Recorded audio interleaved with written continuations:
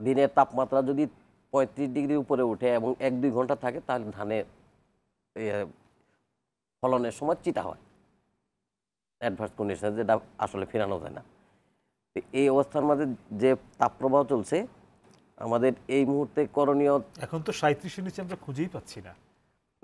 ধানের বেলায় পানি দেওয়ার সবসময় খেতে যাতে 5-7 সেন্টিমিটার পানি থাকে, তাহলে আমরা বলি মাইক্রো এনভায়রনমেন্ট। বাইরের তাপমাত্রা খুব একটা, কিন্তু ধান খেতে পানি তাপমাত্রা স্বাভাবিকের চাইতে একটু কম থাকে, এইটা করা লাগবে। আর আরেকটা জিনিস, এটা পরবর্তী পর্যায়ে যদি আমরা যেমন এখন আগে যেটা বুঝতে চাইছি যে এই শস্য ভুগছে, তো এই গরমে তো ভুগছে, আপনাদের কাছে থাকা চিত্রটা কি সেটা একটু আগে যেমন জানতে চাইছি।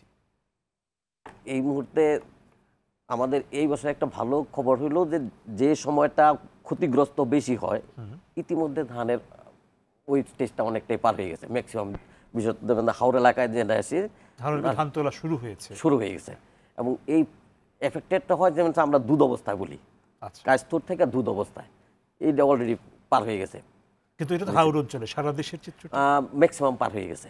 আচ্ছা, এই জন্য এখন যে ধানটা আছে বা যে ধানটা গোলায় তোলা হচ্ছে, হ্যাঁ, সেই ক্ষেত্রে একটা বড় কোনো সমস্যা এখন পর্যন্ত ওইরকম অ্যালার্মিং সিচুয়েশন তৈরি হয়নি। কিন্তু আমরা তো এটাও জানি যে পাট বুনবার কথা ছিল, অনেক জায়গায় খরার কারণে পানি না থাকায় পাট বোনা হচ্ছে না, তিল বোনা হচ্ছে না। এইটার বেলায় আমরা বলি যেগুলো দেরি হয়ে যাচ্ছে, এটা ভালো ফলনের জন্য আমাদের এই মুহূর্তে সেচ দিয়া জমিতে যে অবস্থা বুনা ফেলা দরকার, কারণ কখন বৃষ্টি হবে না সিজন তো অলরেডি চলে যাচ্ছে। আর সেক্ষেত্রে এই দুটো ফলনের ক্ষেত্রে ক্ষয়ক্ষতির আশঙ্কা কেমন ভাবছেন?